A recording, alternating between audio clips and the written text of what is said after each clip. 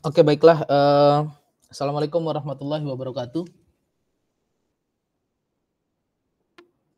Waalaikumsalam warahmatullahi wabarakatuh. Ya, oke, baik. Selamat sore menjelang maghrib, teman-teman mahasiswa semua. Gimana kabarnya? Sehat-sehat kah? Alhamdulillah Pak.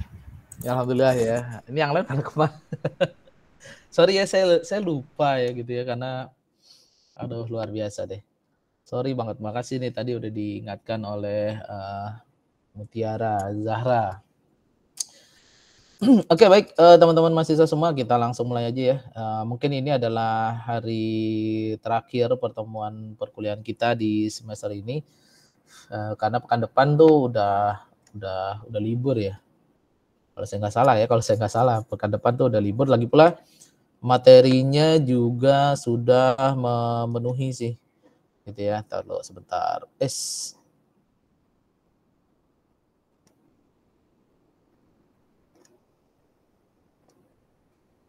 Oke, materinya juga sudah memenuhi. Ini screen saya terlihat nggak ya? Terlihat nggak screen saya? Terlihat Pak. Oke, terima kasih ya. Jadi kita nih sudah di sini ya, di 12. Oh iya, buat UAS ya, untuk UASnya itu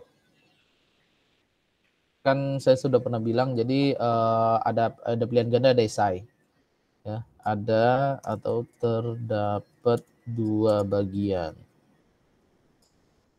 Section A,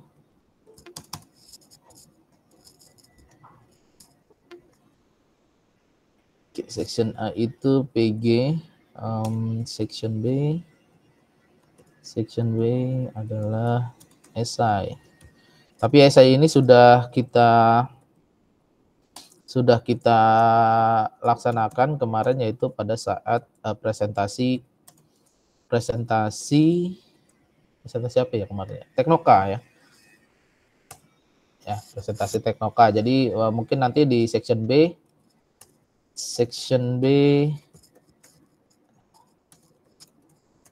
hanya upload full paper. Ini full papernya sudah disetujuin semua belum ya? Ada yang belum disetujuin nggak? Masih revisi Pak? Masih revisi ya. Ada juga beberapa yang sudah 100% sih, udah di accepted gitu ya. Tapi sertifikat udah dapat kan ya? Sertifikat apa ya kemarin itu? Pemakalah. Pemakalah ya, yang katanya bisa buat ini ya, apa namanya? Pengganti PKM gitu. Bener gak sih? Saya nggak tahu deh. Ada yang masih belum, Pak? Apanya? Sertifikatnya. Sertifikatnya masih belum. Kalau misalnya sertifikatnya masih belum dapat, bisa minta ke Bu Emil. Sih gitu. Ya, WA Bu Emil aja ya. Ini sudah saya infokan. Ya, jadi section B-nya ini hanya upload full paper saja. Oke, itu ya paling ya, teman-teman. Ada yang mau nanya nggak nih terkait ini? Karena hari ini sih kita terakhir ya kuliah ya secara online. Materinya udah cukup. Jadi paling nanti tinggal lewat online saja ya. Tinggal di Olu aja ya, absen gitu. Ujian di tanggal Januari ya, tanggal 16 gitu kalau saya nggak salah di kalender akademik. Nanti bisa dilihat oleh teman-teman. Oke, ada lagi yang mau nanya nggak? Ada yang mau nanya lagi? Oke, kalau misalnya nggak ada, kita ke materi aja ya. Oke, baik.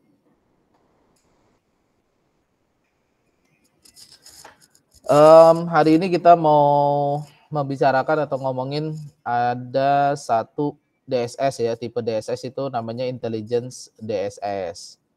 Nah, sebelumnya kita harus memahami dulu ada yang namanya AI atau Artificial Intelligence. AI ini konsepnya adalah dia itu berisi pengetahuan ya, pengetahuan atau knowledge ya. Jadi kalau kita ngomongin pengetahuan ya, karena kan komputer itu kan merupakan sesuatu mesin ya gitu ya, suatu mesin. Dia tidak bisa belajar sendiri gitu ya, tidak bisa belajar sendiri, beda sama manusia. Ya, beda sama manusia. Kalau manusia itu bisa belajar sendiri, bisa belajar sesuatu dari pengalaman, tapi kalau komputer enggak. Dia menunggu diprogram dulu gitu, menunggu diberikan pengetahuan, menunggu diberikan data-data masa lampau gitu ya. Jadi AI itu konsepnya ya ada pengetahuan di dalamnya gitu. Pengetahuan ada fakta-fakta, teori, data-data masa lampau gitu ya, dan lain sebagainya.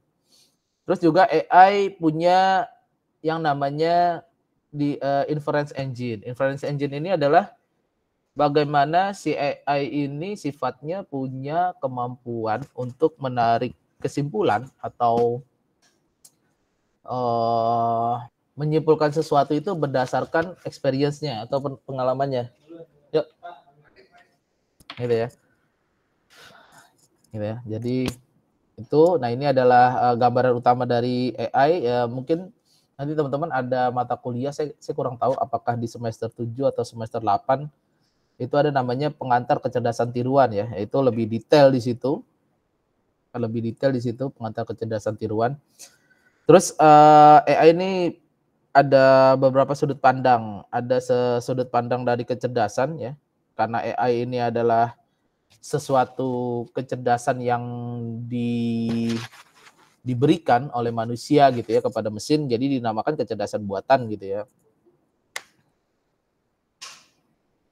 Kecerdasan buatan. Karena mesinnya ini bisa jadi lebih cerdas dari si manusianya gitu, karena mesinnya itu diberikan apa ya, pengetahuan terus gitu ya, banyak pengetahuan, sementara manusia itu kan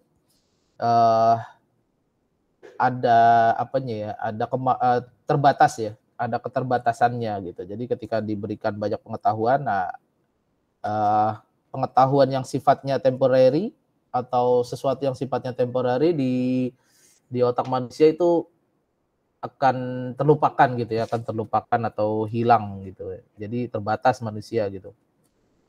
Nah, kalau mesin dia bukan tidak terbatas juga, terbatas seberapa besar gitu ya, seberapa canggih ya mesin tersebut, dan seberapa apa ya namanya istilahnya ya, memori gitu ya, dia bisa menyimpan basis-basis pengetahuan tersebut. Terus kalau dari sudut pandang penelitian, dari riset ya, itu bagaimana membuat si mesin atau komputer itu melakukan sesuatu itu seperti bukan sistem ya, seperti apa ya istilahnya ya, bisa menggantikan manusia gitu ya, bisa menggantikan manusia. Nah itu sudut pandang penelitian itu seperti itu, makanya muncul kalau teman-teman lihat penelitian tentang AI ini, bagaimana membuat AI ini bisa melakukan seperti yang dilakukan manusia, atau bahkan bisa berpikir seperti yang dipikirkan manusia gitu ya. Seperti misalnya, jadi menggantikan manusia sebenarnya ini gitu ya. Kalau secara riset sudut pandang umumnya gitu ya. Jadi kayak misalnya dulu mungkin kita bisa melihat di mall-mall gitu ya, ada parkir gitu ya, ada tukang parkirnya. Sekarang udah nggak ada gitu ya, karena digantikan oleh sistem gitu ya, digantikan oleh sistem atau kecerdasan buatan gitu ya, atau AI. Terus jalan tol misalnya, mungkin 10 tahun yang lalu atau 5 tahun yang lalu ya, jalan tol itu masih menugaskan orang untuk bertugas di situ gitu ya. Jadi ada orangnya yang orang bayar masih secara manual, secara manual langsung gitu, cash. Nah, terus ada orang di situ yang siap untuk memberikan kembalian gitu ya. Nah sekarang nih sudah tergantikan gitu kan ya, tergantikan dengan ya Bapak, baik Bapak, hati-hati Pak. Pak. Nah, jadi tadi ya dari sudut pandang penelitian itu bagaimana AI ya dilihat dari sudut pandang penelitian bagaimana membuat sesuatu yang dilakukan manusia itu bisa digantikan oleh sistem gitu atau komputer gitu ya. Nah, kalau dari sudut pandang bisnis, AI ini sangat membantu sekali gitu dari sudut pandang bisnis ya bagi orang atau pelaku-pelaku bisnis gitu ya. Ini AI ini ya sangat dibutuhkan gitu. Jadi ranahnya orang TI, orang informatika gitu ya, itu sangat dibutuhkan sekali di setiap bidang gitu karena hubungannya sama bisnis ya. Salam. Karena hubungannya sama bisnis. Ketemu saya. Oh, gitu. Sebentar ya. Kenapa? Kenapa? Oh, yakin kamu? Udah tahu apa aja yang terkonversi mata kuliahnya? Sosialisasinya dilihat apa? Dilihat dari programnya kan gitu ya. Program sama KRS. Mata kuliahnya apa aja. Jadi artinya gini. Misalnya kamu besok nih ada 20 mata kuliah. Belum tentu semuanya terkonversi gitu kan ya. Jadi kalau misalnya ada mata kuliah misalnya etika. Nah, ini nggak ada hubungannya sama etika itu nggak bisa dikonversi gitu ya. Udah tahu konsekuensinya kemarin ya. Oke. Kalau misalnya udah tahu boleh bikin. Berarti kalau kita ini kan nggak semuanya dikonversi. Tapi untuk dalam masa proses MBKM ini ada kuliah juga tuh nggak full di sini? Harusnya sih full di sini. Makanya berarti mata kuliah yang nggak terkonversi itu diambil di semester depannya. Nah itu gitu. Kelemahannya begitu. Yakin kamu mau ikut ini? Hah? Yakin? Ya soalnya sebenarnya kalau menurut saya sih ini merugikan karena kan gini ya. Ini kan tidak melakukan bla bla bla bla dalam proses pembelajaran gitu ya. Nah, gitu ya. Terus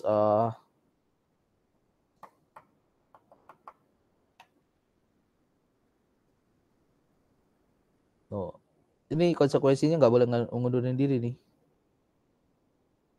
Mengganggu kegiatan bintangnya 2 ya tuh nggak, karena ini akan terkonversi jadi magang PKL gitu ya dan lain-lain. Soalnya nih. Berarti kalau ikut ini nggak perlu magang di semester depannya? Enggak, ini akan terkonversi jadi magang. Gitu, jadi kerja praktek. Enggak 2 kali magang gitu? Enggak. Nanti pada saat sidang kerja praktek yang dilaporkan ya ini, kamu ngapain gitu. Kalau saya nggak salah sih gitu. Ya. Kalau saya sih oke aja, yang penting kamu udah kemarin ikut sosialisasinya kan. Oke, Adit. Itu aja. Kalau kan ada beberapa SKS yang nggak terkonversi, berarti bisa diambil di semester iya, kalau misalnya SKS-nya genap diambil di semester genap berarti. Gitu. Yakin konsekuensinya? Oke, ya udah. Saya sih pengen aja. Pasti saya setuju. Sukses ya, Adit ya. Oke, sip. Ya. Salam. Masih nyambung ya. Halo, suara saya terdengar nggak? Teman-teman? Masih, Pak. Oh, masih. Oke, sorry banget ya. Tadi apa ya? Oke lah, sudut pandang pemrogram ya. Jadi kalau di pemrograman ya sama seperti kayak kita memprogram sebuah sistem atau bahasa pemrograman ya. Jadi ada macam-macam gitu bahasanya. Ada kita memprogram simbolik, ada yang pemrogramannya itu bersifat problem solving kayak seperti decision support system ya atau sistem pakar ya, itu sifatnya pemrogramannya bersifat problem solving gitu. Atau pemrograman yang sifatnya searching seperti database gitu ya dan lain-lain.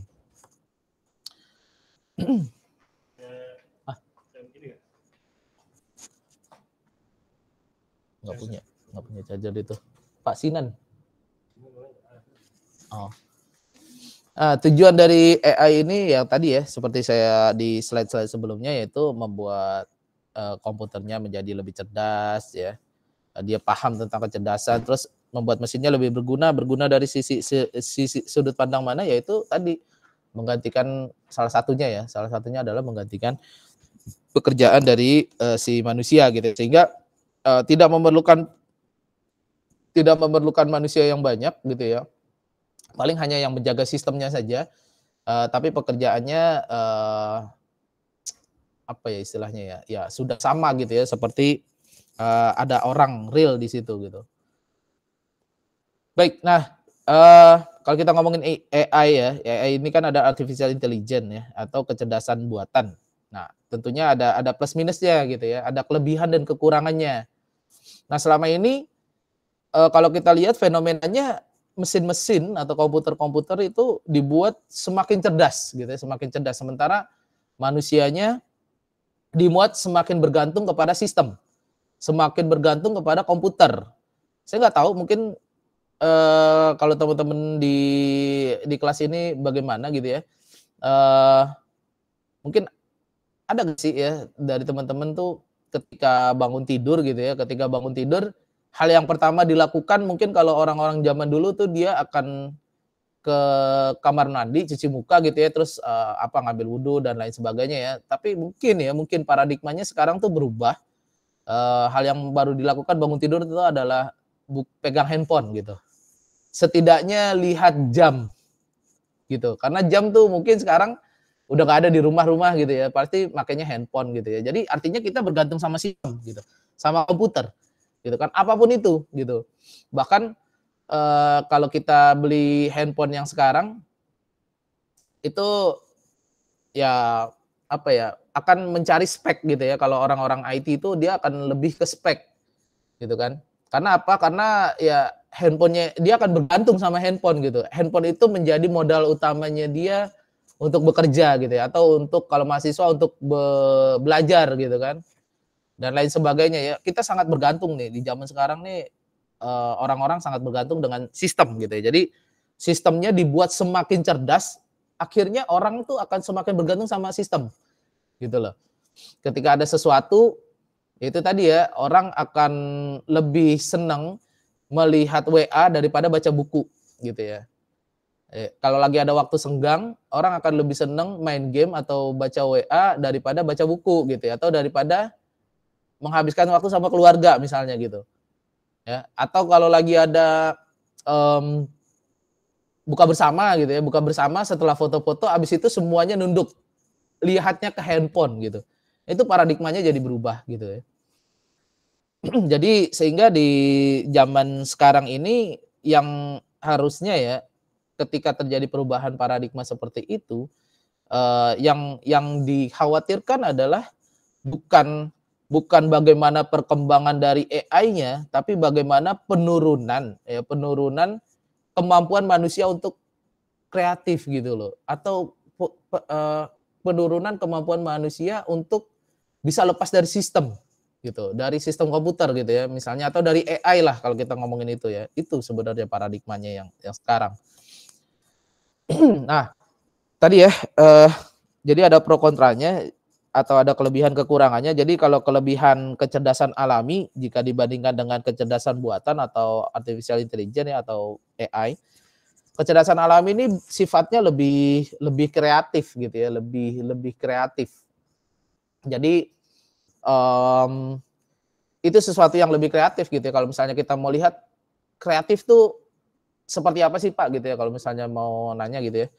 Ya yang paling gampangnya kalau mau lihat kreatif itu lihat anak-anak kecil itu gitu ya. Anak-anak kecil yang bukan lagi main Mobile Legends, bukan. Tapi anak-anak kecil yang apa yang dilakukan tanpa komputer gitu. Mereka akan melakukan apa? Mereka akan misalnya melakukan sebuah permainan tuh ada alur ceritanya, itu kreatif. Atau mereka menggambar ini ya, itu kreatif. Itu kreatif alami tuh. Sebuah sudut pandang kreatif yang natural buat manusia tuh waktu masih kecil. Gitu kita lihatnya. Terus kalau kecerdasan alami juga itu didapat dari proses pembelajaran secara langsung atau based on experience gitu ya, pengalaman. Sementara kalau AI kan itu harus dimasukkan berupa apa ya, data-data ya, atau fakta-fakta gitu ya. Tadi ya kita ngomonginnya ada data-data, fakta-fakta, simbol, representasi sehingga mereka paham, oh ternyata misalnya untuk memahami dan atau n ya, ada tandanya tuh misalnya tanda sama dengan gitu ya, atau untuk memahami nor atau not or gitu ya, nah, itu tandanya apa? Itu representasi. Terus kalau kecerdasan alami karena based on experience, berdasarkan pengalaman, itu dia untuk sebagai referensi pengambilan keputusannya itu punya data-data yang lebih luas gitu ya, data-data yang lebih luas karena berdasarkan pengalaman.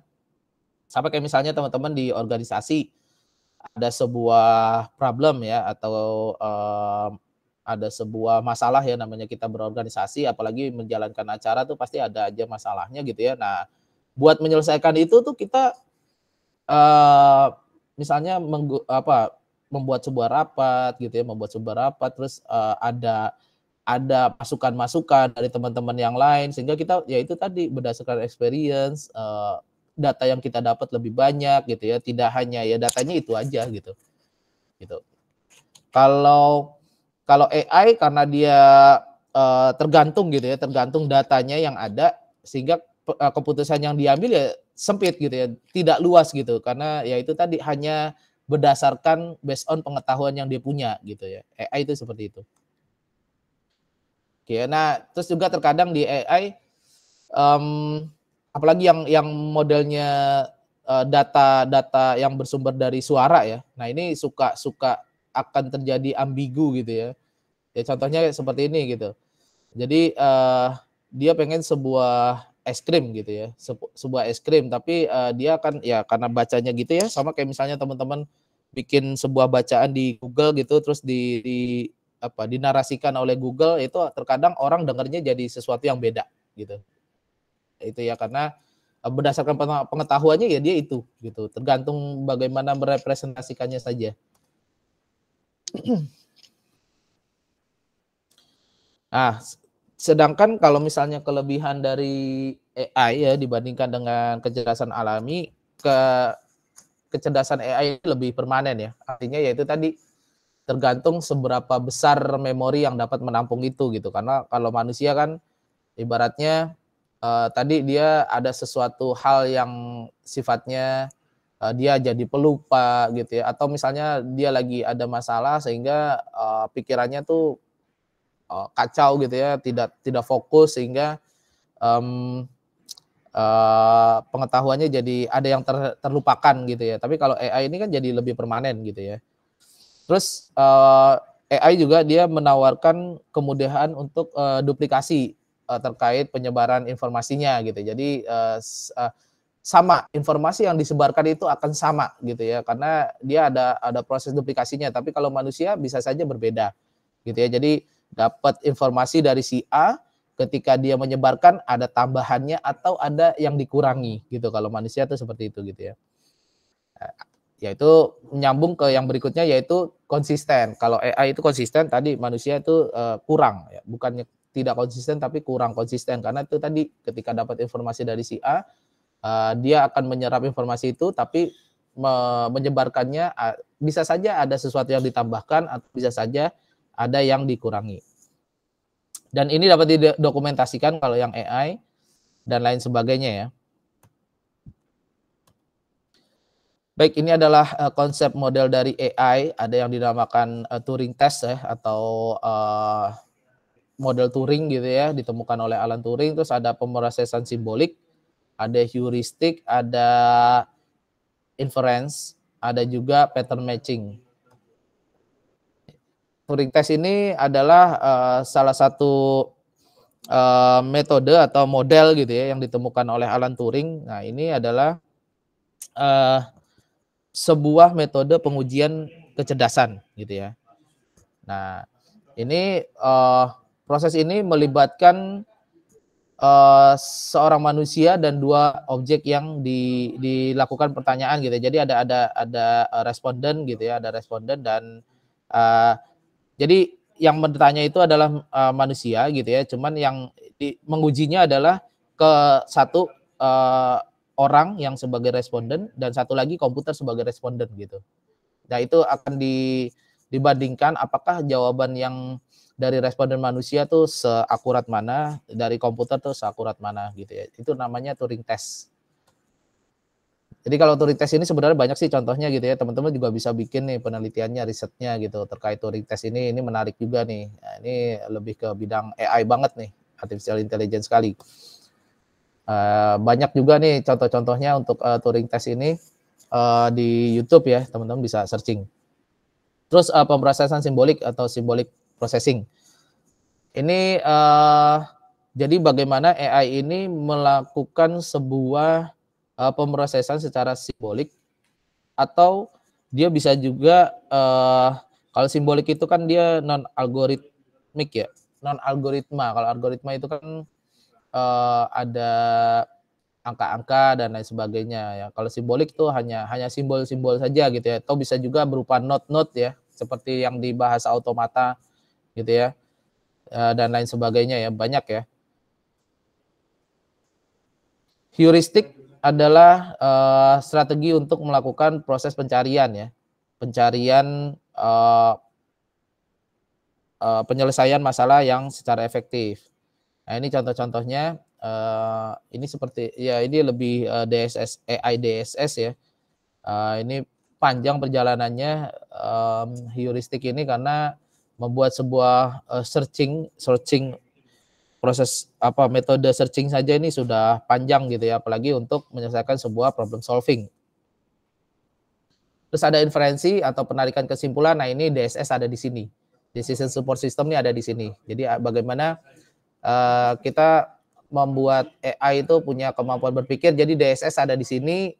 Lebih detailnya lagi ini akan nyambung ke mata kuliah sistem pakar di semester 8 gitu ya. Jadi ada membuat mesin punya kemampuan berpikir, bisa menarik sebuah kesimpulan atau seperti pakar lah gitu ya, dan lain sebagainya. Tapi tentunya kenapa dia bisa seperti ini, karena ada sesuatu pembelajaran yang dimasukkan di situ, ada sebuah knowledge ya. Knowledge itu ada fakta-fakta, simbolik-simbolik dan lain sebagainya ya.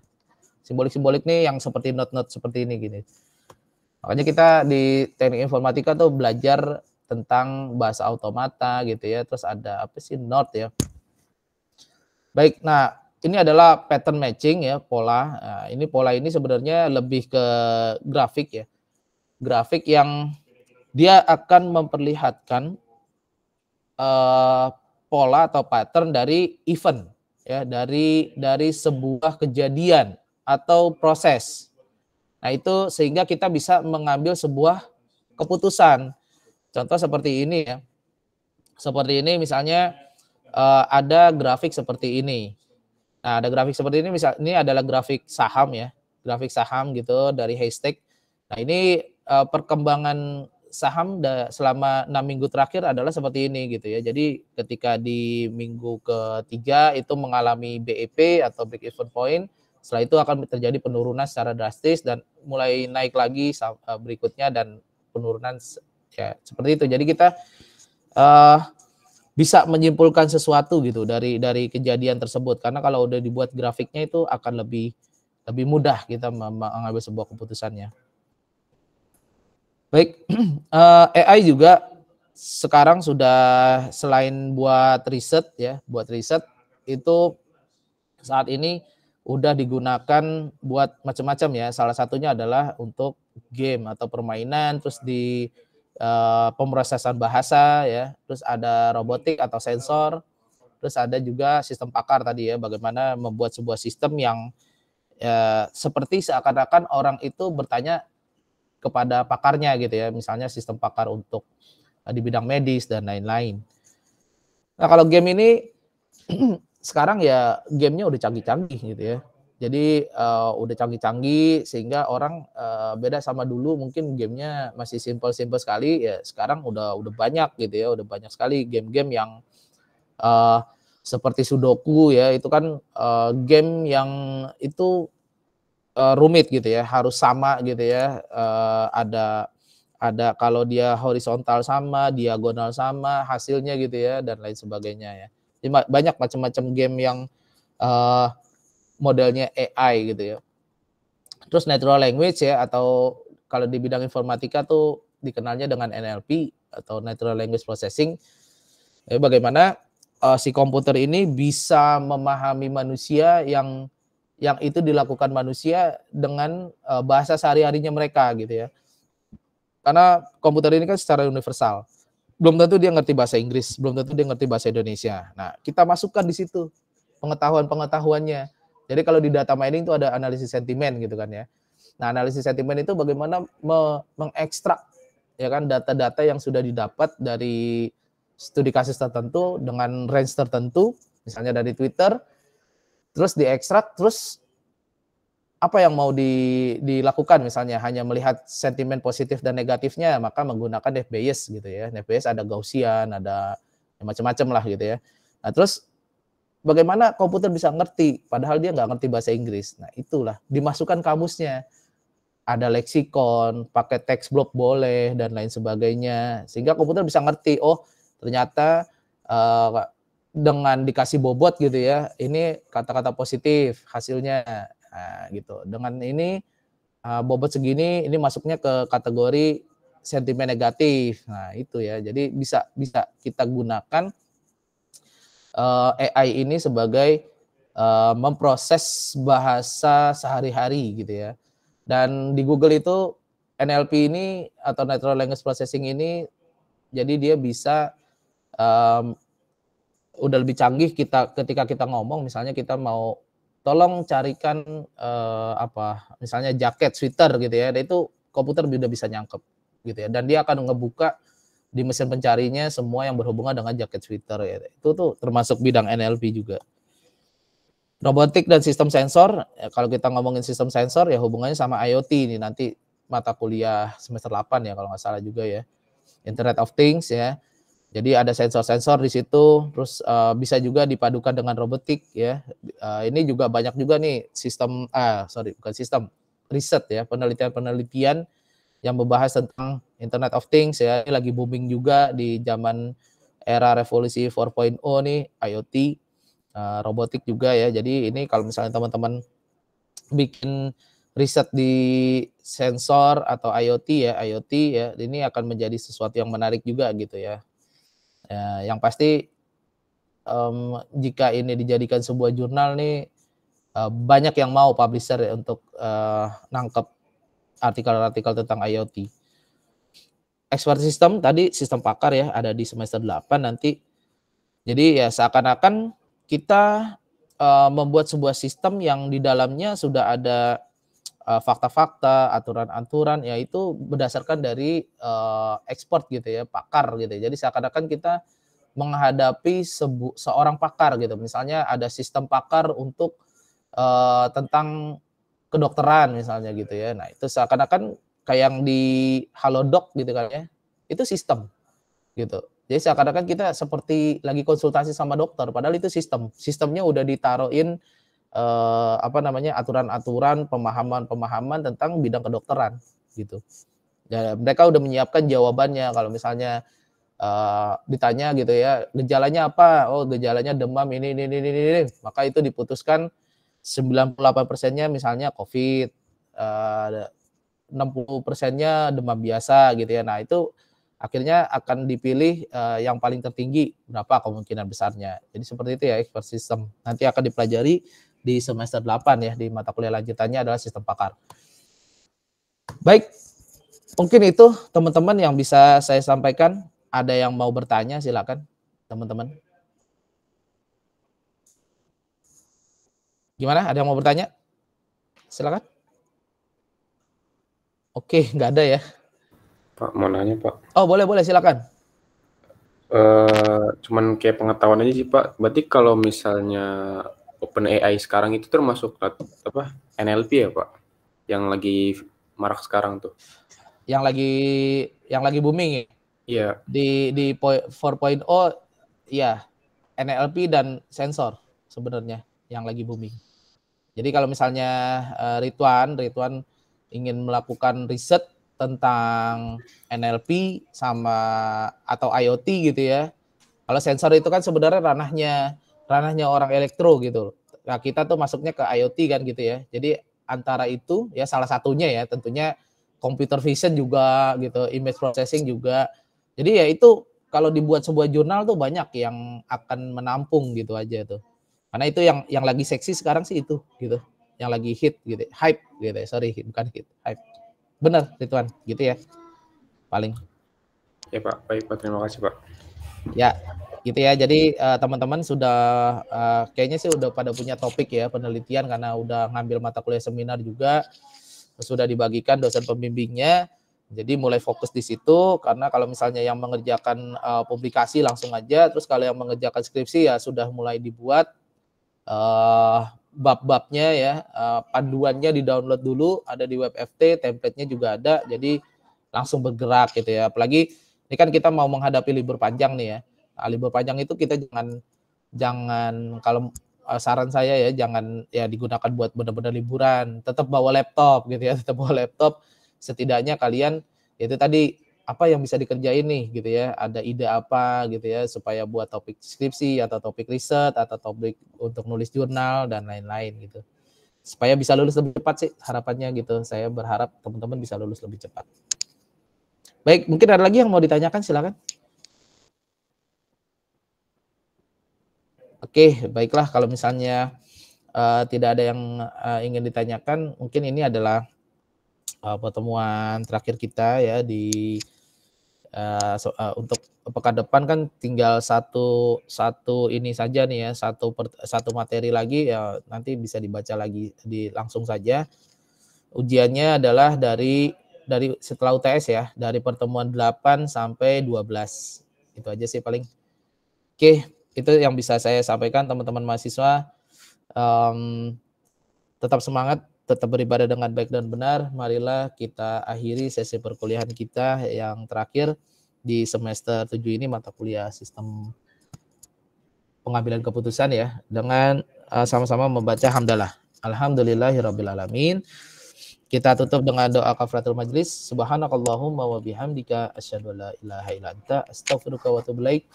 Lebih kurangnya saya mohon maaf. Nasrun minallah wa fathun qarib wa basyirul mu'minin. Billahi bisabil haq fastabiqul khairat. Wassalamualaikum warahmatullahi wabarakatuh. Waalaikumsalam Waalaikumsalam warahmatullahi wabarakatuh. Terima kasih ya Pak. Ya, sama-sama, sampai ketemu lagi ya di semester berikutnya. Di UAS dulu, UAS dulu, sorry. Di UAS. Oke, saya akhiri ya Zoom-nya ya. Google Meet-nya. Terima kasih. Pak, mau nanya dong Pak.